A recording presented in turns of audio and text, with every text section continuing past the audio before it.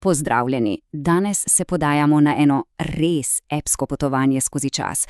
To ni samo zgodovina nekih strojev, ne. To je zgodba o tem, kako so majhni silicijevi čipi preoblikovali ne le naš svet, ampak tudi nas same, našo zavest. Začnimo s tole mislijo, ker je res ključna za vse, kar sledi. Ne bomo se osredotočili samo na tehnologijo kot tako, ampak na to, kako smo skozi njo postali soustvarjalci lastne realnosti, pravi tkalci usode, ki jo pišemo skozi zaslone in tipkovnice. Prav pa se potopimo v to našo zgodbo. Vse se začne z enim ogromnim premikom. Evolucija, ta neskončni večni ples, se je nekako prelila iz organskega, biološkega sveta v digitalnega. In mi bomo spremljali, kako točno se je ta preobrazba odvijala. In prizorišče te drame je računalniška soba. Na začetku je bil to seveda samo nek kod s strojem, ampak kot bomo videli, je ta prostor postal epicenter, svetišče in na koncu portal, ki je našo zavest zlil z digitalnim vesoljem. Torej, pojdimo nazaj, čisto na začetek, v 80. To obdobje je bilo, kot da bi vstopili v nek pradavni, neznan gozd, poln skrivnosti, neraziskanih poti in neke osamljene, zelo neposredne interakcije med človekom in strojem. In kdo so bili pionirji v tem gozdu? No, poglejmo si te stroje.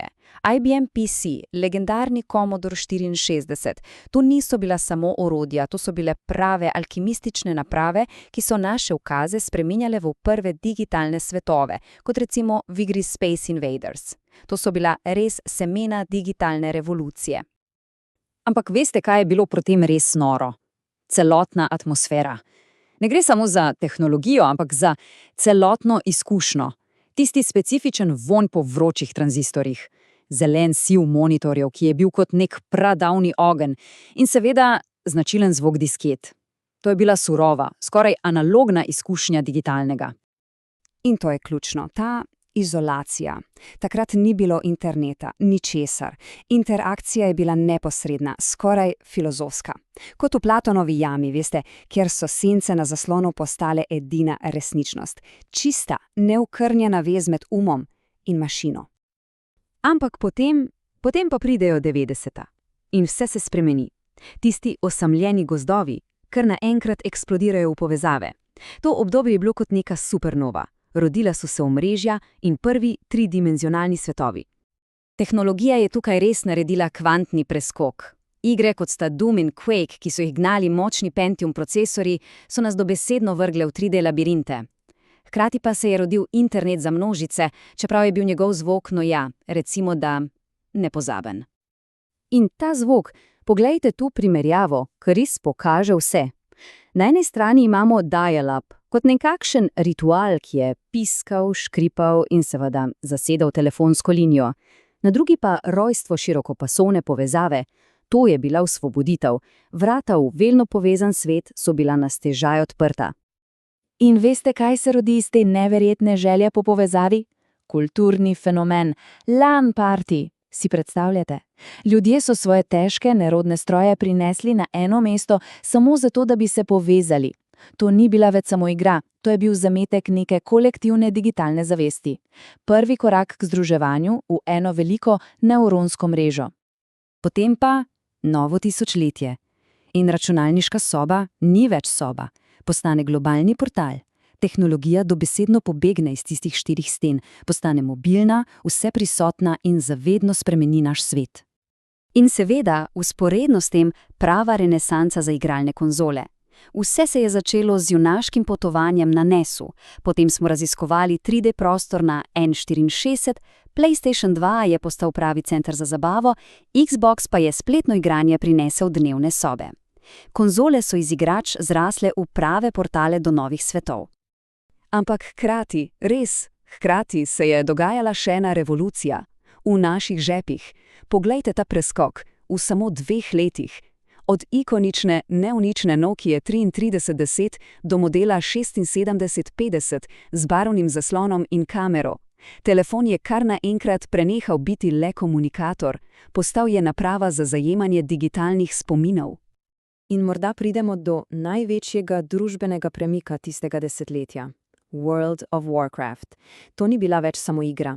Milijoni ljudi se niso več le povezovali, skupaj so naselili nov svet, Azeroth. Individualne računalniške sobe so postale vrata na novo skupno digitalno celino. Meje so se začele brisati.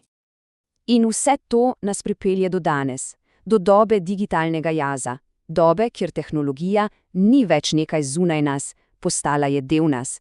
Naša digitalna identiteta je postala neločljiv del naše resnične biti. In potem se zgodi supernova pametnih telefonov.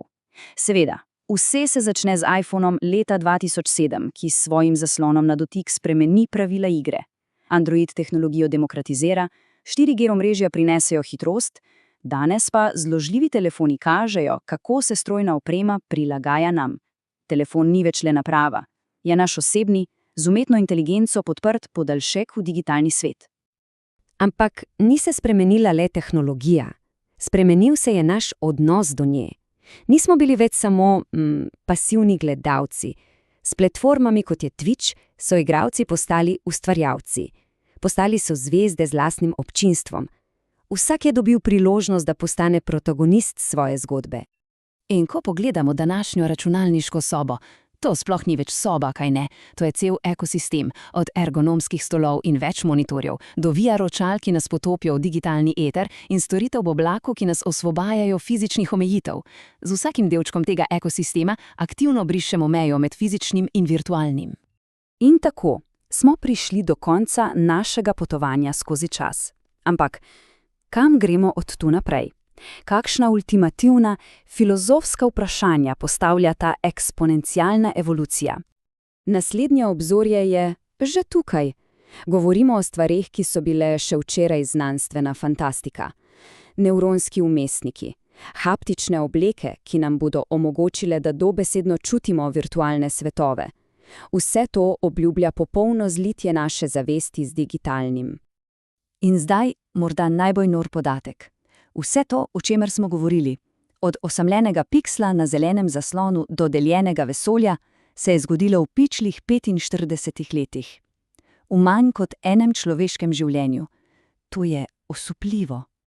In s tem pridemo do končnega, morda najpomembnejšega vprašanja. Ali ta evolucija pomeni, da smo presegli svoje biološke omejitve? Ali smo morda postali tisti, ki pišemo kodo lastne usode, medtem ko prava igra, kot vedno, ostaja življenje samo?